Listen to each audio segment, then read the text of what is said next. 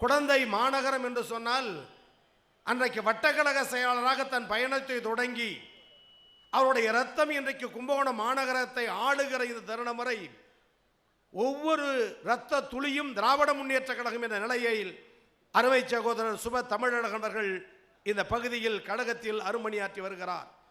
அண்ணன் ஐயாராசு அவர்கள் சொன்னதை போல இளைஞரணியில் தொண்டனாய் துவங்கி நகர இளைஞரணியின் துணை அமைப்பாளராய், மாவட்ட இளைஞரணியுடைய துணை அமைப்பாளராய், வணக்கத்திற்குரிய நகராட்சி மன்ற தலைவராய், மாநகர செயலாளராய், இன்றைக்கு துணை மேயராக என்று ஒரு தொண்டன் எப்படி அரசியலில் படிப்படியாக நிதானமாக வளர வேண்டுமோ அதற்கு ஒரு அடையாளம் அருமை சகோதரர் சுப தமிழழகன் என்பது 100% உண்மை.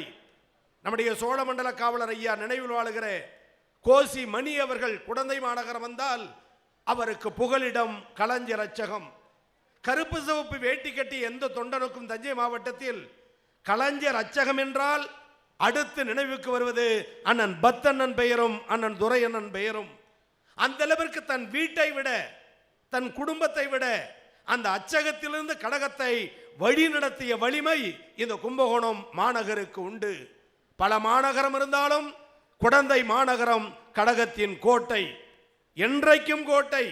ஆட்சியில் இருந்தாலும் ஆட்சி இல்லை என்றாலும் தமிழகத்தில் கழகத்தின் கோட்டை குடந்தை மாநகரம் என்ற அடித்தளத்தை அமைத்து தன்னுடைய விளைவுதான் 2011 தமிழ்நாடே வெற்றி வாய்ப்பு இழந்த நேரத்தில் 23 எம்எல்ஏக்கள் மட்டும் வெற்றி பெற்ற நேரத்தில் அந்த 23இல் 1 கும்பகோணம் சட்டமன்ற தொகுதி என்பது கழகத்தின் கோட்டை என்பதற்கான அடையாளம்.